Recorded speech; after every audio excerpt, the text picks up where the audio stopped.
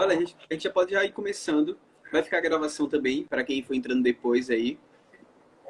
Então, Pronto. certinho. Deixa eu apresentar a proposta aqui.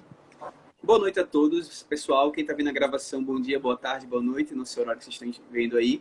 Esse é o SagaCast. É um espaço para a gente bater papo sobre saúde, sobre bem-estar, sobre qualidade de vida, sobre psicologia, performance. E hoje temos aqui a convidada super especial, a Arlete, que ela vai se apresentar já já para vocês, mas ela é graduanda em psicologia.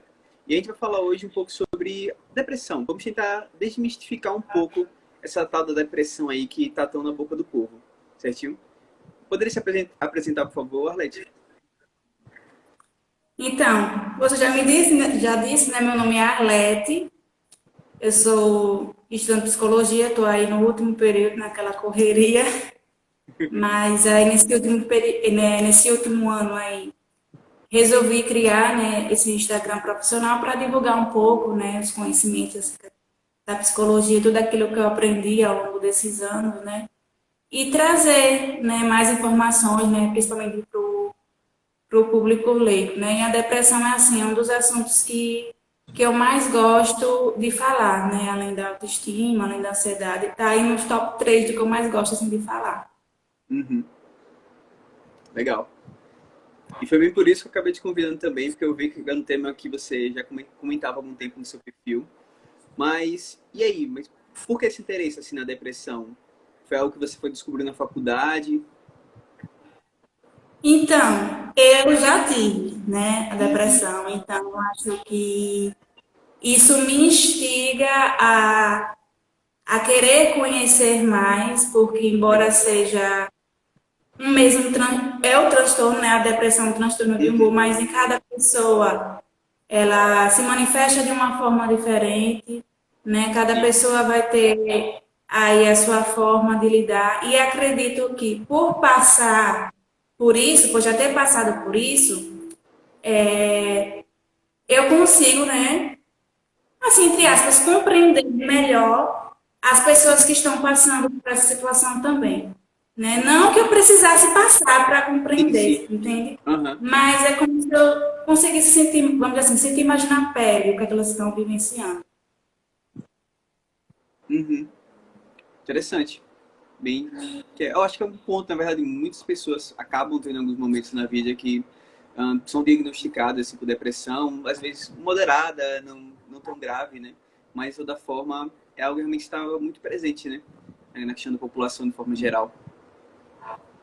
É assim, Mas, é o segundo vamos, transtorno assim, mais frequente, né, entre jovens de 15 a 29 anos, para você ver assim, a incidência como uhum. é alta. Primeiro Então, seria a ansiedade, né? eu acho que se não me engano, primeiro é a ansiedade. Depois O espectro da ansiedade. vem vem a depressão, porque a ansiedade é muito voltada para o presente, né? Uhum. E é reflexo muito da sociedade que a gente vive hoje, né, no piloto automático. E a depressão é muito voltada lá para o passado, ficar remoendo coisas que já aconteceram. Então, eu acho Uhum. que são dois transtornos assim, que estão bem presentes, né? É aquela coisa, né? As pessoas ou estão vivendo muito presas ao passado, ou estão muito querendo se acelerar para o presente, e aí não vive o hoje, o agora, né? Que é o grande problema. Porque o que a Uhum. gente tem é esse momento presente, o aqui e o agora. O resto a gente não sabe. Não, o que passou a gente não tem como mudar, e o daqui para frente a gente não tem como saber.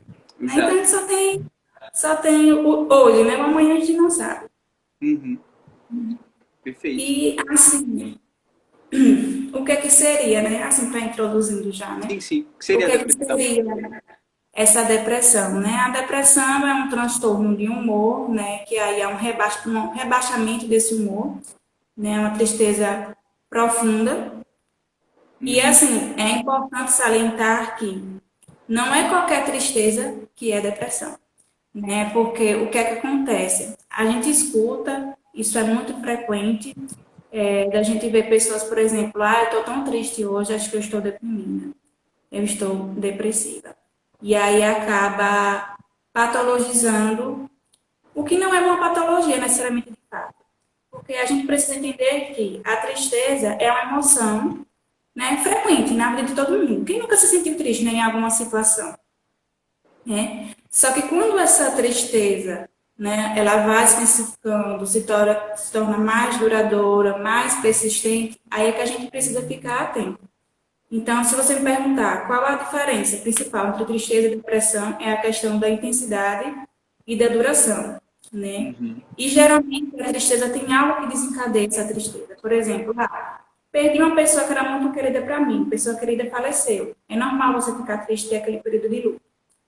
Passei por um término do relacionamento, ou, né, separação dos pais, alguma coisa. Geralmente tem algo, Uhum. né, que gera essa tristeza. E a depressão não necessariamente tem um motivo, né, para levar, para desencadeá-la, né? Sim, Então, o principal fator, né, seria realmente isso aí, a questão do tempo e da uhum. intensidade, né? Fica muito mais persistente ao longo do tempo. Arlete, mas assim, esses momentos de tristezas acumulados e outras várias situações, né, já que a depressão ela é muito fatorial.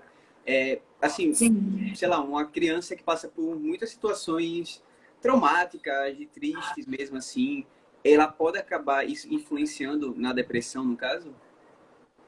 Sim, sim, pode. Não é assim, certeira, precisa investigar bem, né, de Sim, sim. fato, como é a situação, mas que é um prato cheio, Uhum. né? A gente tem a porcentagem genética, né, geralmente, por exemplo, pais que tiveram depressão, os filhos têm a maior probabilidade de ter, ou se já tiveram algum transtorno Sim. psicológico também, então a probabilidade de ter é maior, né? Pessoas que viveram, assim, traumas, né? Perdas também bem marcantes, repetidas, por exemplo, pessoas que perderam alguém por suicídio também têm mais chance de desenvolver a depressão. Uhum. Então, são todos fatores aí que acabam podendo levar, né, Sim. à depressão. Interessante. Ó, você que é da TCC, já eu volto para isso, uma pergunta sobre isso, mas é relacionado a vocês trabalham com a questão de crenças, né? Isso, Qual é a isso. perspectiva relacionada a essa questão de crenças com a depressão? Tem algo relacionado, tipo, algumas crenças centrais lá que podem acabar influenciando a pessoa a ter depressão? Ou me surgiu essa pergunta Assim, agora? Não sei se tem realmente. então, a gente vai trabalhar nessa parte de reestruturação cognitiva. Uhum, Porque quem tem depressão geralmente tem muitos pensamentos negativos, né? Que é uma distorção negativa, uma distorção cognitiva, na verdade, que ela acaba desconsiderando tudo de positivo que é na vida dela e considerando só a parte negativa.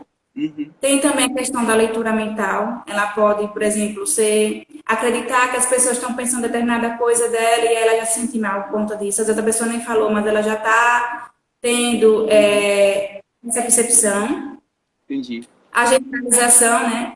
Uma coisa de errada que aconteceu, ela acaba achando que todas as outras também vão dar errado. Uhum, E nessa parte, assim, de crenças, né? A gente tem três tipos de crença: a de desamor, desvalor e desamparo, né? Quem tem depressão geralmente vai apresentar mais assim, tem um pouco de cada uma, mas a que mais prevalece, pelo menos pelas pessoas que eu já trabalhei, que tem depressão, é a de desamparo e a de desvalor, né? A desamor tem um pouquinho ali também, né? uhum, Geralmente mais associada à questão da autoestima. E aí a gente vai trabalhando aí com essas crenças, né? Porque, por exemplo, tem muitos pensamentos do tipo, ninguém gosta de mim, que é uma crença de desamor. Eu sou sozinha no mundo, que é uma crença de desamparo. Eu sou inútil, eu não sirvo para nada, né? Eu não faço nada direito. Aí essas três últimas são todas de desvalor. Então, ela não reconhece o potencial que ela tem, ela sempre se coloca para baixo, acha que nada que ela faz tem valor. E aí isso afeta também na percepção dela, né? Na forma como ela pensa uhum, acerca de si. Então, tudo isso a gente trabalha com essa reestruturação cognitiva, fazendo o trabalho de o questionamento socrático, né? Para tentar buscar, analisar essas evidências realmente, para saber, né? Porque, por exemplo, a pessoa chega e diz, eu me considero inútil. Tá, e para que tem prova que você é realmente inútil? Aí você vai ver na história a pessoa já fez mestrado e não sei o quê, já fez doutorado e não sei o que lá, trabalha, mil e uma coisas. Aí, tipo, há provas de que ela é inútil? Não há, né? Então, é algo que a gente tem que trabalhar, que nem sempre os pensamentos são fatos, e por isso que a gente tem que estar sempre questionando, né? E é algo da premissa da TCC, né? Que não é a situação, mas a forma como a gente interpreta essa situação que é o importante. Porque situações a gente passa por situações semelhantes, mas cada pessoa vai ter a sua forma de interpretar. E é isso, né, que é o grande X da questão. É por isso que algumas pessoas passam por sofrimento e outras não, porque algumas sabem lidar melhor com determinadas situações do que outras. Uhum, entendido. E aí, no caso, na TCC, vocês acabam trabalhando relacionado a essas crenças, né? Esses três tipos de crença aí.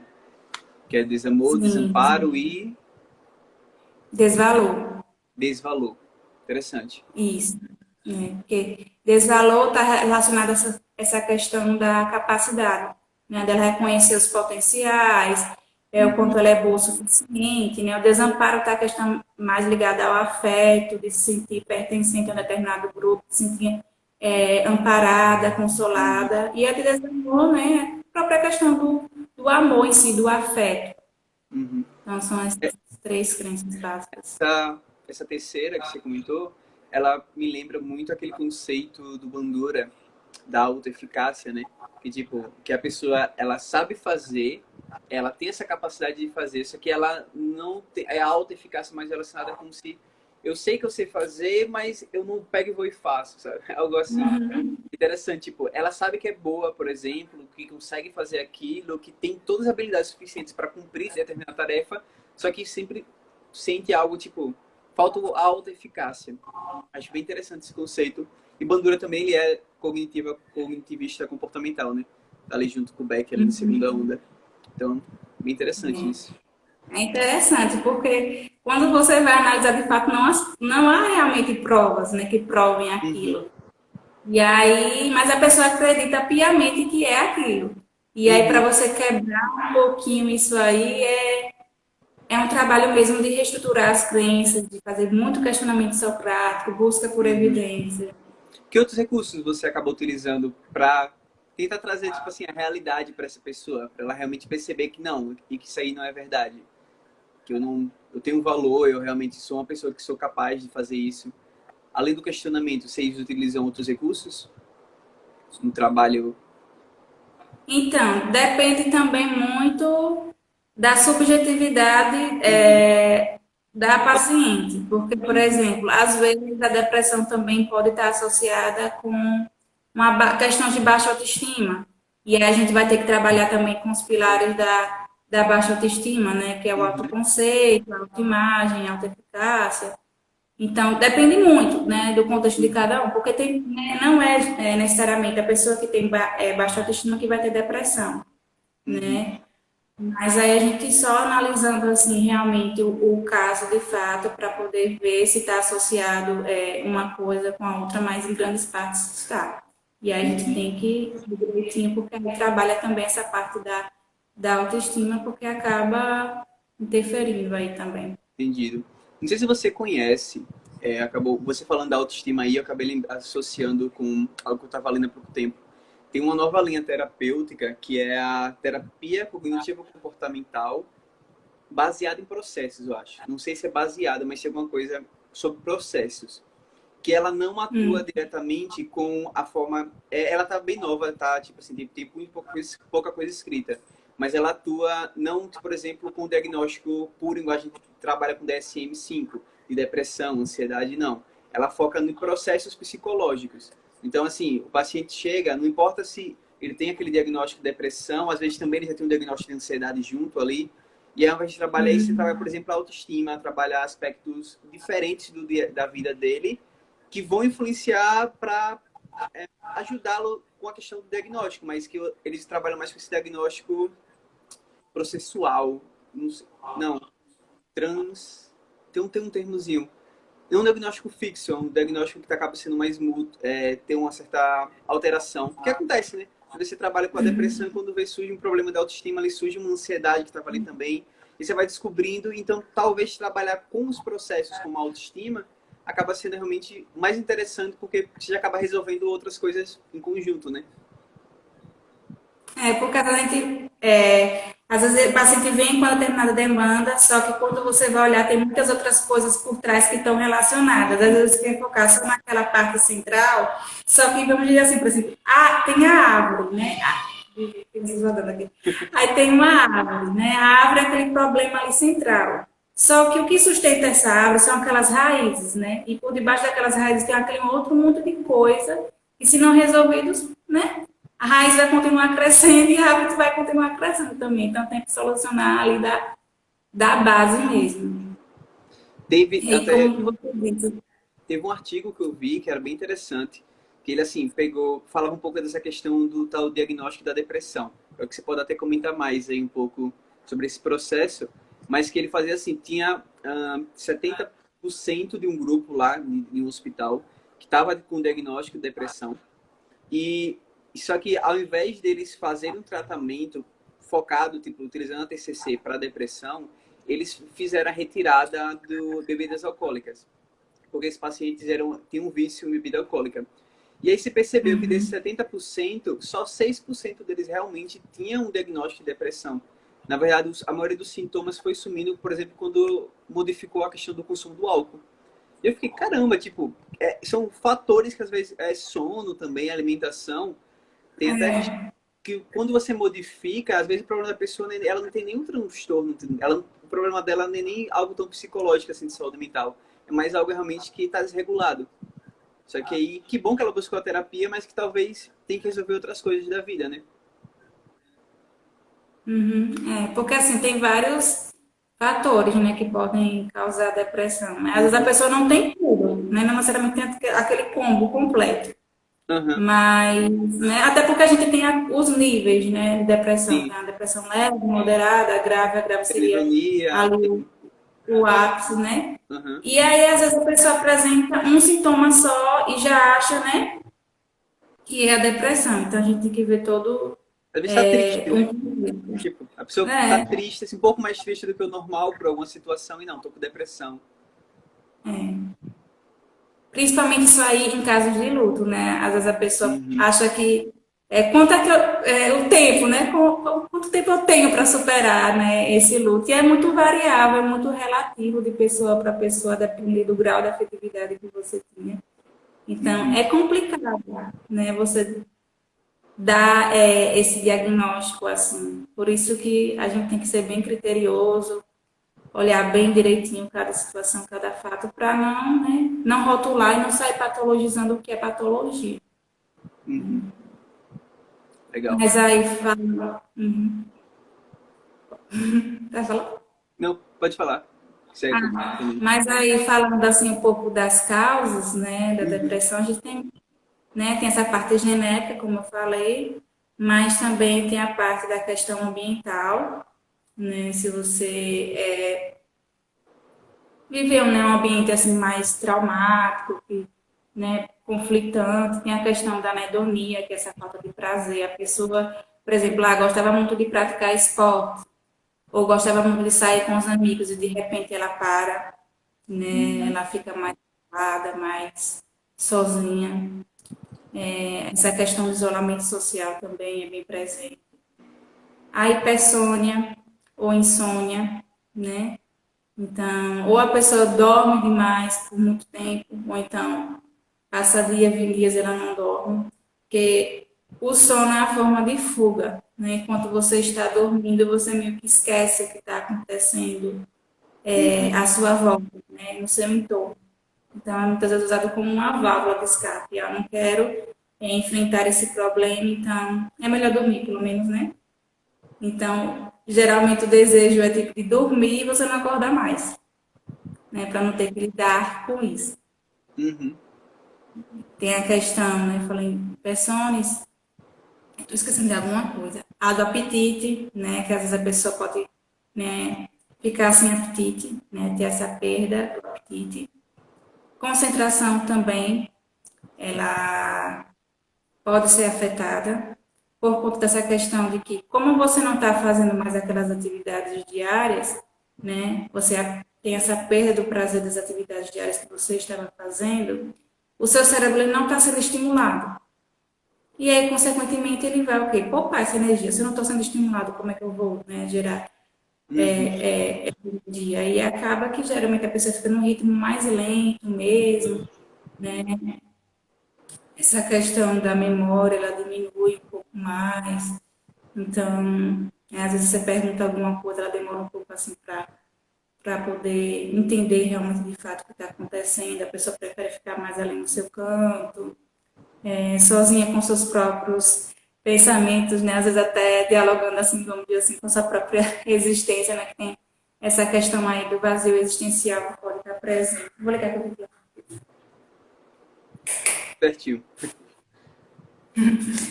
esqueci de ligar. Tem essa questão do vazio existencial também, que é uma coisa Uhum. muito presente. E algo que é muito presente também é a questão, né, disso, né, que muitas pessoas dizem, eu não vejo mais sentido na vida, né? E aí é um grande fato também, né, que pode até levar aí a pessoa a cometer Uhum. suicídio, né? E é uma pergunta complexa, né? Qual o sentido da vida? É algo muito Sim. complexo de se perguntar, né? Eu estou até lendo um livro, que é para o meu TCC, que é aquele de Viktor Frankl. Não sei se você já ouviu falar, que é aquele Em Busca de Sentido. Uhum. Já E li. aí ele fala que a vida tem sentido, mesmo em meio à dor. Só que Uhum. às vezes, quando você está vivenciando essa dor, você não consegue encontrar esse sentido. É muito mais difícil você encontrar esse sentido em meio à dor, porque é como se você tivesse que ressignificar essa dor, ter um novo olhar, ver beleza na dor, né? É meio Uhum. complicado. Dizer assim, como vou ver beleza na dor? Uhum. Mas Tipo tem assim, o a livro, coisa se esse questionar. livro aí do Viktor Franklin, né? Que é o Em Busca de Sentido. Não sei se o pessoal Isso. conhece aí, depois a gente até deixa uma postagem para eles conhecerem. Ele é legal, tipo, é uma experiência antropológica que, que assim, tensa dele ter passado por aquilo, mas que ele acabou ficando preso, né, num campo de concentração. E aí ele relata um pouco da perspectiva de pessoas que viam sentido e tipo tinham esperança na vida, mesmo tendo numa situação que a qualquer momento, sei lá, era levado para daqueles chuveiros tóxicos e já era. Então, assim, mesmo sem ver a família, nem sem saber se a família está viva ou não, eles ainda buscavam, de alguma forma, criar sentido para a vida, para realmente ter um pouco de esperança. Então, é bem interessante a leitura, mesmo que não é da psicologia.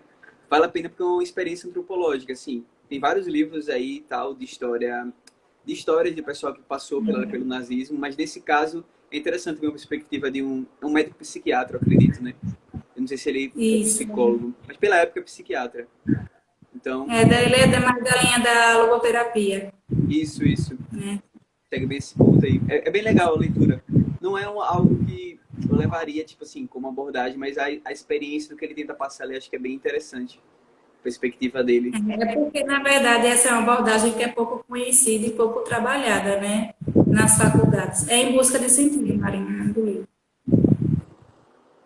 A gente está falando aí, né? Que ao buscar, eita, puxa aqui, ao buscar o sentido da vida, busca o sentido do sofrimento. É justamente isso que o livro fala. E como você disse, Franklin, às vezes, né, até nas situações mais inóspitas, eles tentavam aí encontrar esse sentido. Eu lembro de uma parte do livro que eles iam dormir, né? Eles que era um pedaço de algodão com arame farpado. E a diversão deles na noite, né, para esquecer todo o sofrimento, era catar os piolhos na cabeça um dos outros durante a noite. Era o programa deles da noite. Uhum. Então, para você ver, assim, uma coisa que você fica assim, né? Chega a ser, né, meio que a gente fica espantado, né, escutar essas coisas, né? E tinha muita questão da esperança, né? Por exemplo, lá eles estavam ali presos naquele campo de concentração, mas eles ficavam imaginando num reencontro com suas esposas assim que saíssem, então isso de certa Sim. forma fortalecia, era uma estratégia, né, que eles, vamos dizer assim, né, entre aspas, uma estratégia que eles utilizavam para tentar aliviar mais esse sofrimento. Uhum. Bem interessante mesmo. É uma excelente leitura. Voltando um pouco, tem uma questão que você até acabou de introduzir. Só lembrando um ponto, a gente vai fazer uma revisão aqui, telecurso. Se a pessoa, no caso, ela percebe que não está vendo muito sentido em relacionado a algumas questões da vida, assim, percebe que coisas que davam prazer já não estão dando tanto prazer, percebe uma questão irregular no sono, né? Talvez algum sintoma relacionado à insônia e tal, dificuldade, ou então dormindo muito, né? Seria o hipersono, não sei se esse nome... Isso, aí tem a hipossônia? Eu acho que é E a um hipo nome é assim. menos, acho que seria o hiper, né? Hipo é menos, hiper é mais. Ah, vontade, por exemplo, de ficar... Não sei se seria logo relacionado ao exercício, mas seria a questão do prazer realmente das atividades, né? Da insônia, da alimentação.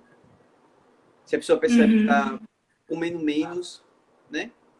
Tipo, E geralmente também há essa questão do retraimento, né, social. A pessoa fica mais ali no canto, no seu quarto, se a pessoa sozinha identifica ali. isso nela ou em alguém, o ideal seria buscar um psicólogo, né? Isso.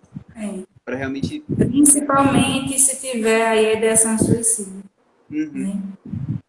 Que aí já entra aí para uma depressão mais grave. Sim, Então, o quanto antes, né, você identificar um pouco desses sintomas, é importante você procurar. Não que seja, né, realmente, mas sim, por sim. via das dúvidas, né, é Uhum. sempre bom. Seria ideal procurar, polêmicas, procurar primeiro um psicólogo, realmente, um psicólogo até especialista na TCC, que é a abordagem com maior evidência científica para o tratamento da depressão, né? Seria o ideal procurar um psicólogo assim para fazer uma avaliação ou então buscar um médico psiquiatra inicialmente. Olha, colocando bomba. Então, eu acho que inicialmente seria o psicólogo, né? Vou aqui defender o meu jabá. Porque não necessariamente você precisa de medicação, Uhum. né? Como você falou nos estudos, às vezes uma alteração, uma reorganização da rotina já vai ajudando, vai inserindo aos poucos, né? Uhum. Respeitando também o limite do paciente. Então, vai fazer. É algo também que a gente faz lá, que é essa questão da reestruturação da rotina, inserindo, né, aos poucos, né, a atividades que lhe dê prazer. É bom também sempre ter uma rede de apoio por perto, né, porque Uhum. já vai com essa questão das interações sociais também. Então, não Uhum. necessariamente precisa de uma medicação, né? E É porque até a geralmente questão a pessoa já vai direto para o é, psiquiatra, né? é Que a aí questão toma lá um médica remédio mesmo, e né? resolve Tipo, os nosso problemas. modelo que é biomédica, assim, a gente acaba sempre vai no médico, até a questão do plano de saúde, tipo, você tem que acabar indo no médico para depois encaminhar para um psicólogo, então tem essa Já questão. vem da nossa cultura, né? É. E assim, é até interessante porque os estudos já mostram, né? Tipo assim, a TCC, ela tem efetividade para casos leves e moderados de depressão do mesmo nível de uma medicação.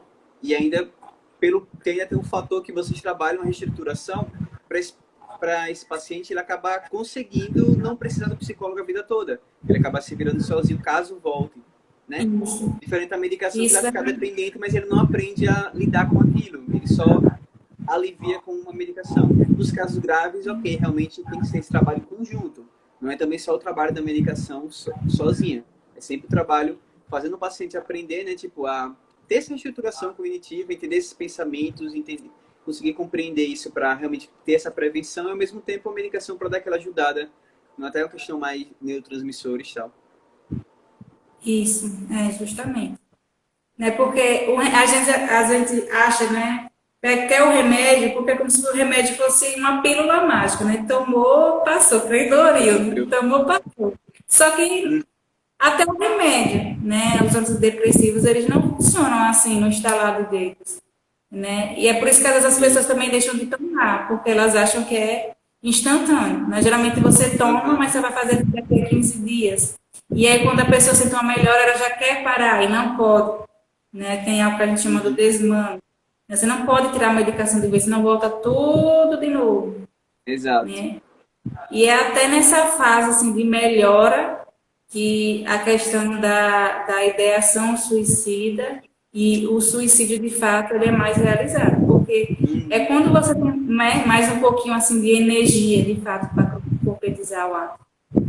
por isso que é importante você parar por conta própria. Eu não lembro agora, mas é a medicação mais popular, assim, para tratamento de depressão, que, se eu não me engano, precisa de 4 semanas para fazer efeito. E assim, até essas 4 semanas o paciente já largou, né? É o que mais acontece, tipo, o paciente larga porque não tô vendo efeito. Realmente, não tá tendo efeito ainda. Porque para começar a ter efeito precisa de 4 semanas. Então, tem até alguns recursos novos. Eu sei que tem um estudo que pegou uma medicação que é de anestesia para cachorro.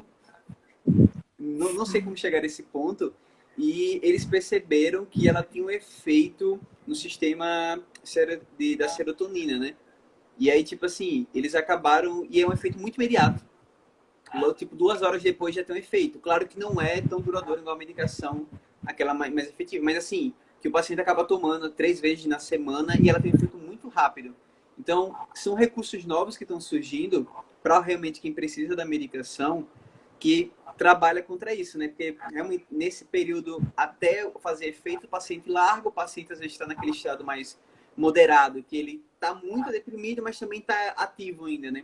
Porque normalmente no grave o paciente tá tão, quero ficar na cama, não quer se levantar, que até a questão do ato realmente para cometer o suicídio acaba não sendo, mas no moderado acho que é o mais perigoso, se eu não me engano.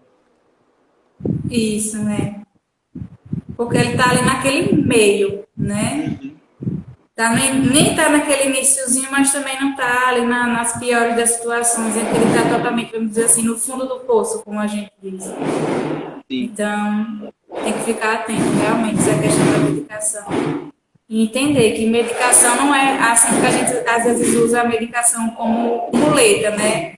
Então, o paciente que ela fala, o SOS, né? Qualquer emergência, eu tô com ele aqui, pronto, eu tiro ele, pronto, meu problema está resolvido. E não é bem assim que funciona. Porque senão a gente fica cada vez mais dependente.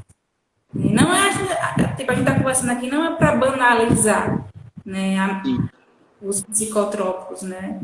Mas, porque realmente em alguns casos é necessário, mas ter esse uso consciente, a gente saber como tomar, quando tomar, qual a dosagem, né? Qual é a hora de diminuir essa dosagem. Então, tudo tem que ter o acompanhamento certo.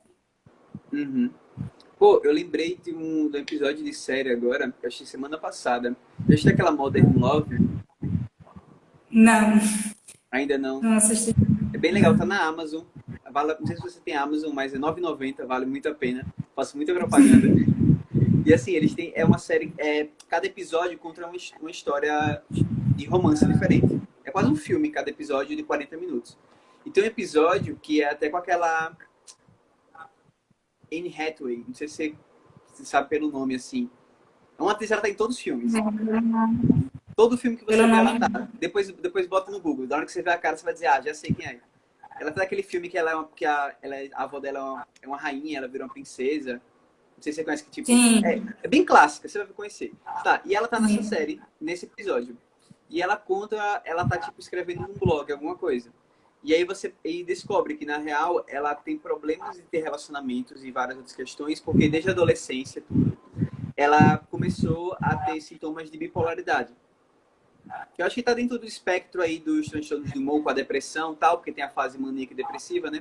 Modern Love. Vou até anotar. E assim, você conta a história dela conhecendo um rapaz. Ela estava num momento maníaca, então ela estava naquele momento de manhã, ela vestida com roupa cheia de purpurina, super feliz no supermercado, e conheceu um cara, o cara achou ela incrível, porque eu nunca vi uma pessoa tão feliz assim no meio da semana. Ela no trabalho fazendo o maior sucesso, porque ela acabou de chegar na empresa e assim, já tá lidando com tudo, porque ela tá naquela fase maníaca. E aí depois que ela conhece, marca com o cara para se encontrar com ele logo, tal, na mesma semana. Quando ela chega em casa, do nada, que não tem realmente um momento, ela entra na fase depressiva e ela se deita na cama e passa os outros 2 dias deitada, sem fazer nada. Até que o cara liga e ela acaba se levantando assim, meio pra ir, e até ele pergunta se tipo, ela teria uma irmã gêmea e tal. E isso é o início do episódio. Mas o que basicamente apresenta é que ela não contava pra ninguém que ela passava por isso. Ela inventava várias histórias, tipo, estou doente e tal. Mas como ela sempre na fase maníaca, ela acaba sendo mais produtiva, então a pessoa não ligava. Quando ela estava na fase depressiva, tanto faz. E ela também comentou da questão de medicação que não deixava ela tão produtiva, isso prejudicava e ela acabou parando.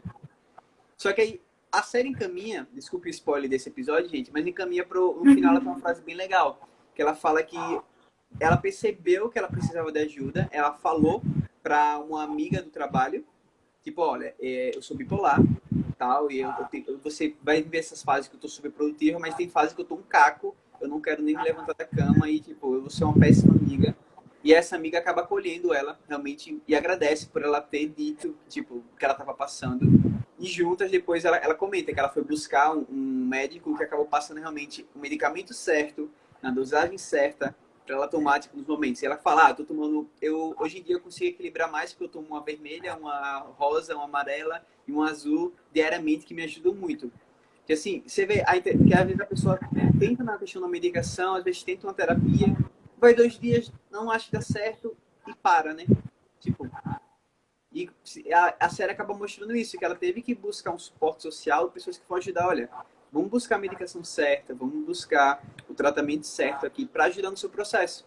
E aí, no final, mostra, tipo, ela tá escrevendo no blog, contando o fato dela ser bipolar e como ela consegue conviver com isso e como ela vive hoje. Então, é bem interessante, assim, a série, os episódios. Esse, especificamente, é bem legal, que mostra essa perspectiva, assim, da medicação, tá? Eu acho que é um ponto que, às vezes, a pessoa fica meio... Nossa, vou tomar um remédio que vai salvar a minha vida aqui, é um erro e pronto. Não. Tem todo um processo de análise. Os psiquiatras sempre vão experimentando medicamentos diferentes para entender cada indivíduo, porque não é algo pronto. Você chega lá e toma que serve para todo mundo, né? Isso. Acho que até a terapia também, É, tipo, não é todo mundo que funciona os métodos que a gente acaba utilizando sempre. Tem que ir adaptando. porque tem muita subjetividade de cada um. Aí tem a subjetividade, né, desse lado mais orgânico, né, da medicação, e desse outro lado também, como você falou, que às vezes a técnica, né, que você usa para um não funciona tão bem para outro, né, e aí a gente tem que...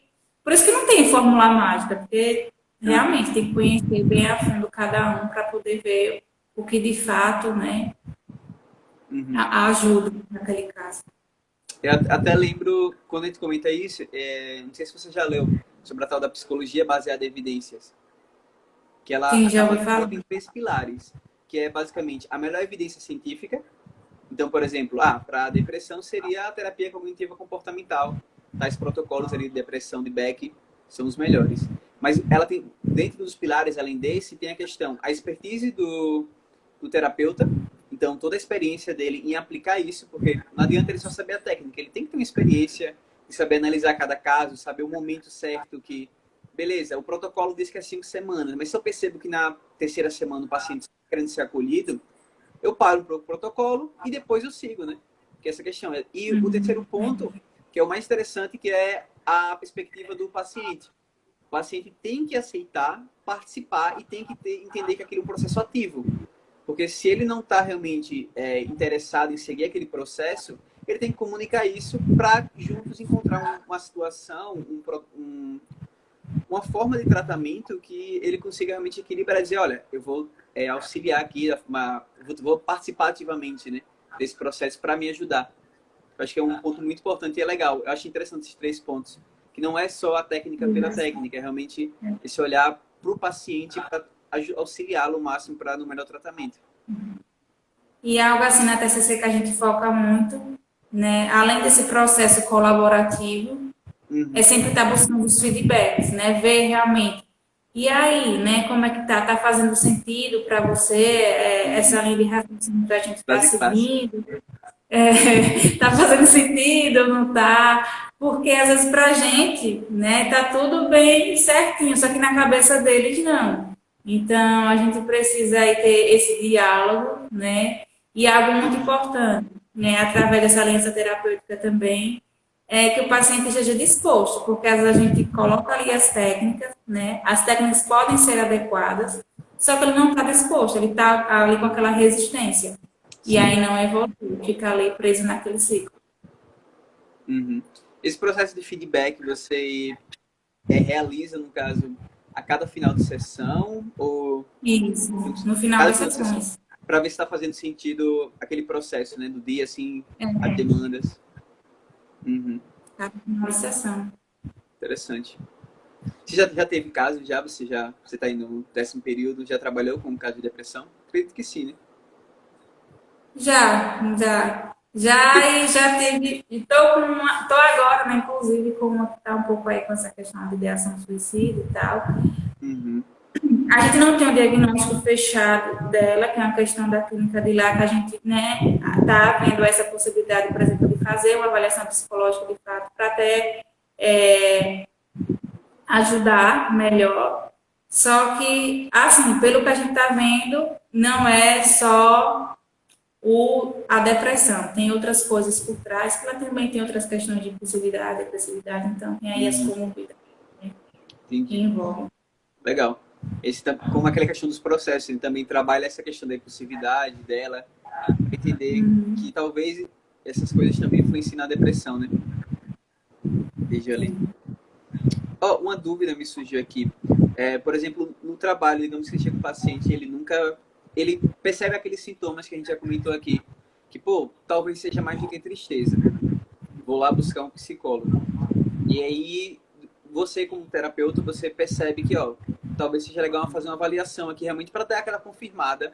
A partir do que ele me trouxe, eu acho que é com perspectiva aqui de experiência, de conhecimento, que vai ser depressão. Você, quando encaminha a pessoa para avaliação, você continua com o processo, se possível, ou deixa a avaliação e depois ela volta? Porque a avaliação não é algo que acontece em um instante, né? Tipo, às vezes demora semanas, tal. Então, você encaminha e ao mesmo tempo continua com aquele paciente no acompanhamento, ou encaminha e depois... Então, eu não sei assim muito lhe informar, porque lá na clínica a gente não chegou, né? Uhum, Se tem, de fato, eu desconheço essa questão de fazer avaliação, né? Se a gente realmente, os estagiários podem fazer isso. uhum, Mas, geralmente, o que acontece? Quando eles precisam, de fato, aí a gente entra em contato com a nossa supervisora, ela dá o contato de uma pessoa que pode estar fazendo essa avaliação, aí ela vai para essa pessoa e aí uhum. depois retorna para a gente, entendeu? E Sim, aí fica então... tipo meio que paralelo. Ah, tá. Era essa a pergunta. Se, tipo, no caso, fica paralelo, né? Enquanto ele vai fazendo a avaliação, também você já tá acompanhando já, né? Geralmente acredito que seja assim. Uhum. Porque, se eu não me engano, acho que tem algo relacionado assim, que o ideal seria realmente a avaliação ser feita por um terceiro, assim, um outro psicólogo tal, que faz a avaliação. Até para não misturar. Eu acredito que sim, pode a pessoa fazer a avaliação e depois voltar para o processo. Mas até a depender do acompanhamento, né, se for fazer algo paralelo, assim, para já ir trabalhando já alguns aspectos, não ficar só na avaliação. Então, acho interessante esse conjunto. Tipo, ó, quando tá na avaliação, a gente já vai trabalhando com você já para resolver sua vida o quanto antes, né? E tem a questão de experiência também, porque às vezes a gente, assim, mais recente, assim, na área, às vezes, né, não consegue assim, se aprofundar mais em alguns aspectos, e aí ele indo para lá, a gente já tem algo mais fechado, a gente já sabe, né, trabalhar, porque às vezes a gente fica assim, só com suspeitas, né? É isso, é aquilo. Aí acontece da gente fazer alguma coisa e meio que não dá certo, a gente tem que voltar um pouco atrás, mas enfim, é algo de, né, não é nada muito fixo, né? Terapia não é algo, assim como você falou, né? A gente planeja, a gente estrutura, mas chega lá, pode acontecer alguma coisa diferente, né? Ele trazer uma outra demanda Sim. e a gente tem que se adaptar com aquilo que ele trouxe. Uhum. Interessante. Ó, deixa eu ver aqui, tem algumas perguntas. Tô vendo o horário aqui. Não tivemos muitas perguntas aqui, foi mais relacionado mesmo à nossa interação e tal, o pessoal foi comentando. Mas tem uma questão aqui do Ed Cleide Gonzaga, que acho que te conhece. Ele mandou um Arlete. Fale da depressão. Ah, sei quem é já. Conheço. Comentem um pouco sobre a depressão relacionada à separação. Relacionada à separação? Acho que ele está perguntando se tem alguma relação, tipo, uma situação de separação pode acabar influenciando numa depressão? Pode, mas assim, é como. É aquela coisa, depende. Uhum, Né? Não é algo assim fixo, né? A gente precisa também conhecer também, né? Por exemplo, em caso de separação de pais. Não necessariamente porque os pais se separaram, a criança vai desenvolver uma depressão, né? Geralmente ela já tinha, vamos dizer assim, uma predisposição a ter aquilo, Já era Tudo uma aquilo que criança que você já... foi falando, né? De multifatorial, assim, de vários fatores É, ambientais, sociais, genéticos uhum, também, que aí essa é. E situação também acaba depende quebrando. também muito de como essa criança foi preparada também para esse momento, né? Eu acho que isso também é relevante falar, Foi uma situação porque, mais né? conturbada, né? Tipo assim, até envolvendo a alienação, sei lá, parental também, muitas brigas, para quem vai ficar com essa criança. Então, eu acho que Fazendo a criança ficar ali naquele meio, né? Aquele meio de campo, e ela fica se sentindo culpada pela situação. Então, tem muito isso também. Mas é aquela coisa, tem que, a gente não pode falar assim, né? É isso e pronto. Não, tem que uhum, ver tudo direitinho. As características, né? As peculiaridades daquela criança, né? Como ela era antes, se ela teve alguma mudança de comportamento depois, né? Ou se uhum, ela já era um pouco mais, por exemplo, já tem essa tendência assim, de ser mais sensível, né? De ser mais triste já antes, e aí com a depressão, com a separação, né? Aumentou. Então, é tudo contexto. A gente não pode analisar os fatos separados. A gente tem que ver sim. o contexto geral da situação. Alex, uma dúvida realmente eu não sei. A depressão infantil é comum? Assim, tem muita criança. Eu sei, adolescente eu sei que é bem alta a taxa de adolescentes com depressão. Mas com Mas você crianças. acredita? Assim, a gente fala muito de jovens, Uhum. né? Mas você sabia que a taxa maior é em idoso? Sim, já tinha visto algo do tipo. Não, Fica assim, a gente fica surpreso, né? Uhum, Mas realmente, infantil tem também, mas eu acredito que seja mais aí adulto e idoso. uhum. Idoso acaba tendo mais. Mas idoso seria algo mais até relacionado com toda a questão também do fim da vida, né? Eu acho, tipo, Sim, é. tem aquele, assim, lutos, vários lutos começam a acontecer, né, com maior frequência. Claro que atualmente está numa situação bem atípica que luto virou algo muito mais frequente no dia a dia de todo mundo, mas que num contexto normal, pré-pandemia, assim, uma pessoa idosa acaba perdendo amigos, familiares, assim, muito mais, e também a questão até da separação, às vezes pelo luto, tipo, perdeu a esposa, tem toda aquela questão também, tipo, dos filhos ficarem às vezes mais afastados, ter brigado com os familiares, e entra aquele processo de tentar se reconciliar, e é tipo, fim de vida, né? Meio que foi acumulando tanta situação durante a vida que chega no final que a estoura. Tem muito isso, essa questão de que, por exemplo, o idoso geralmente é aquela pessoa assim mais conservadora, né? Então, ela meio a saúde mental fica mais, né? Hoje é que a gente tem esse olhar mais atento, mas geralmente o idoso, né? Por exemplo, eu atendo algumas pessoas idosas e a maioria das pessoas idosas que eu atendo, elas nunca foram para um psicólogo antes. Uhum. Então, junta aquela carga todinha, como você diz, de sofrimento, e Da aí, vida né, toda. quando já não suporta mais, aí elas vêm. Uhum. Então, uma bagagem, assim, bem grande, né, muita coisa. E aí, quando a pessoa já está no limite, assim, é que ela realmente vê que ela precisa. E aí vai quebrando também essa questão dos estereótipos que ela tem acerca da saúde mental, acerca do psicólogo, porque acham que o psicólogo é para doido, não sei, todo aquele, né? Aquela conversa, né? Que a gente já está E, e, cansado de e ouvir. como chega, assim, eu sei que é pelo processo da clínica, mas você que já trabalhou com idosos, assim, como é que... Porque eles falam porque eles buscaram terapia agora? Sim, Ou... sim. É assim, é uns pacientes assim que eu me surpreendi, né? Porque às vezes a gente, né, por ser mais. Eles, né, eu até fiquei surpresa com a abertura deles, né? Porque por essa questão de conhecimento mesmo acerca da área, que às vezes eles não têm muito, mas eu fico surpreendida com a disposição que eles têm para conhecer, para saber mais. E, tipo, eles perguntam, é engraçado porque eles falam assim, doutor, eu tô com isso, tô com aquilo, eu tô com aquilo, é normal isso? Será que não tô ficando doida não, que eu tô pensando nisso aqui? E aí a gente vai conversando e tal. Então, Uhum. eles têm, vamos dizer assim, eles não têm muitas papas nas línguas como os jovens, por exemplo, que com receio de tocar em alguns assuntos.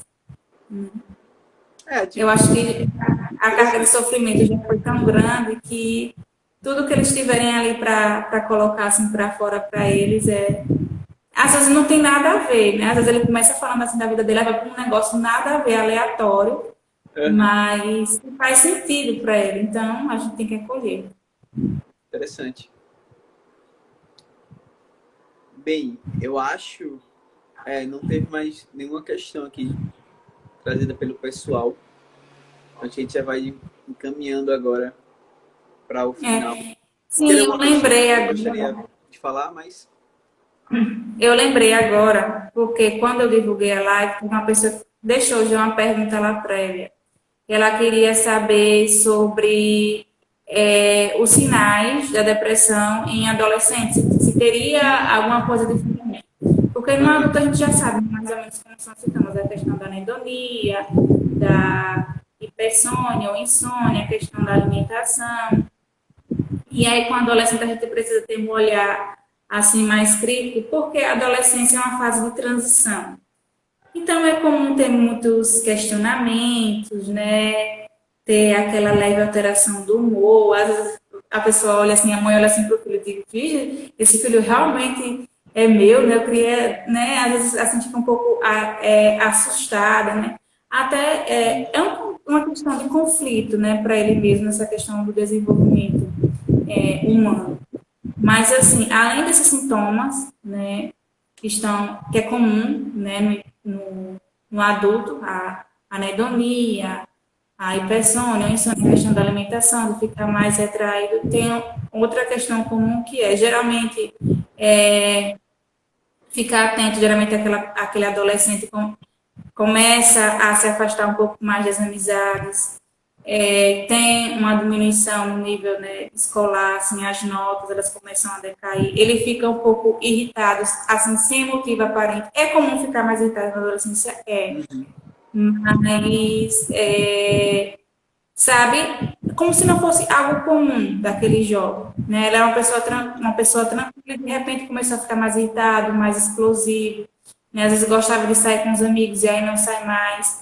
Então tem muito que ver também a questão do próprio adolescente, porque já é uma fase que a pessoa tende a ficar mais introspectivo, às vezes a própria personalidade da pessoa, né, daquele jovem que gosta mais de ter, né, não é muito de sair, sabe, gosta mais de ficar no seu mundo. Então, por isso que a gente também não pode generalizar, é tudo muito por isso que é importante subjetivo. verificar aquilo, né, que você comentou até na questão de crianças também, a mudança drástica assim que você percebe na personalidade da pessoa, na forma dela agir. Tipo, se ele sempre for uma pessoa mais Sim, fechada, então você acaba não notando tanto, mas às vezes é um adolescente tão alegre, assim, tipo, tava junto com o pessoal ali, brincava e começa a perder esses contatos sociais, começa a ficar mais isolado, né?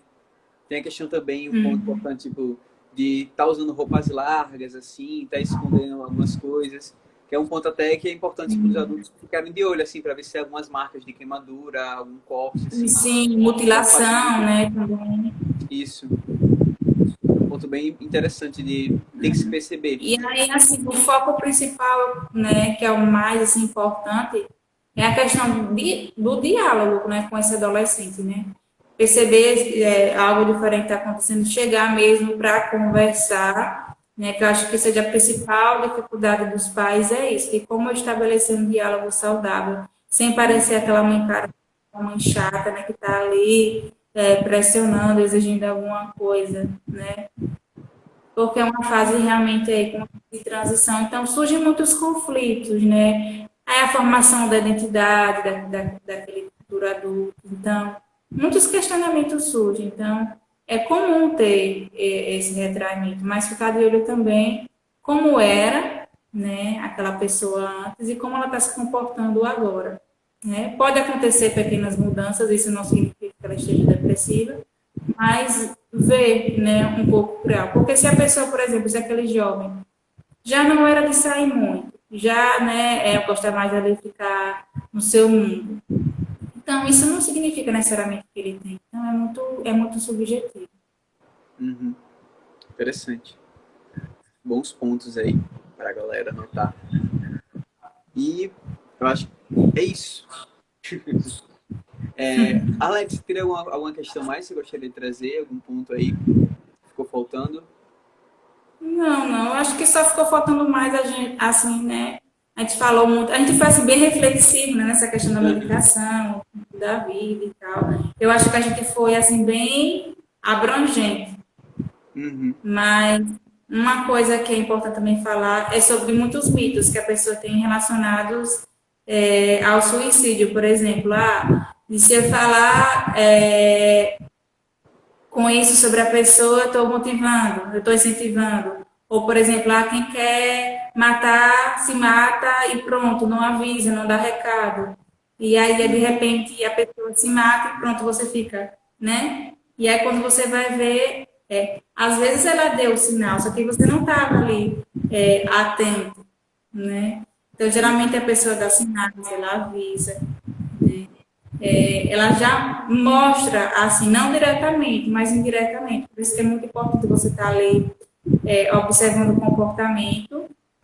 E também, pessoas que têm ideação suicida, nunca deixar sozinho, né? Nem com objetos perigosos por perto, porque se ela já tem essa ideação na sua mente, e ela não está fazendo, por exemplo, tratamento, não está tendo um acompanhamento, qualquer oportunidade que ela tiver, e vamos dizer assim, ela esteja no momento que ela tem essa energia para concretizar, ela vai tentar. Uhum. E não é porque ela tentou uma vez e não conseguiu que isso significa que ela não vai tentar de novo. Aí é que ela se acha capaz mesmo. Porque se ela tentou, ela já viu o potencial que ela pode ter. Então, são coisas que a gente tem que ficar atento.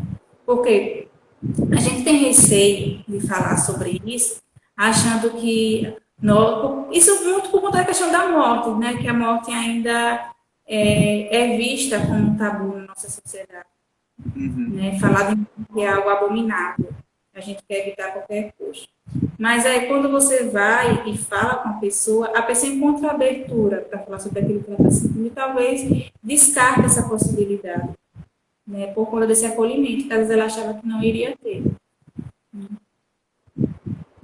É muito interessante, né? E tem até uns trabalhos agora, o meu TCC vai ser voltado para isso, né? Para trabalhar como a psicologia pode ajudar tanto nos profissionais, lado profissional, quanto também para a família, né? Em casos de pessoas que perderam, né, seus entes queridos por suicídio.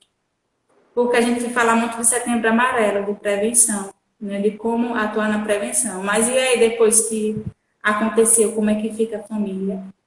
Né? Porque surgem muitos questionamentos. E para o profissional também lidar, porque, né, eu falo por mim.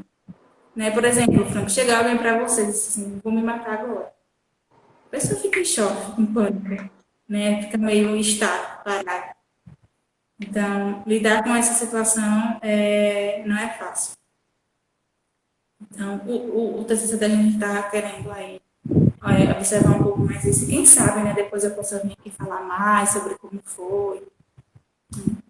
Muito importante. Agradeço Marcar depois o falar um convite. pouco sobre essa questão do suicídio aí. Isso, depois a A gente gente ficou mais na depressão, mas é um tema importante para a gente falar não só em setembro, né? E Lembrar justamente, que é o ano todo. durante os outros 11 meses é que realmente acontecem os casos aí. Não é só em setembro. Não é só vestir camisa amarela e fazer cartinha de a minha vida. Realmente tem que trabalhar isso o ano todo, o tempo todo. Colocar assim, qualquer coisa, conte comigo. Aí depois atrás, né, tá lá o amiguinho, né, metendo a faca no amiguinho. Né? Que apoio é esse? Mas são situações que a É gente vive, né? complicado. Mas agradeço, Franco, pelo Mas convite pouco e a pouco. qualquer coisa, né, estamos aí.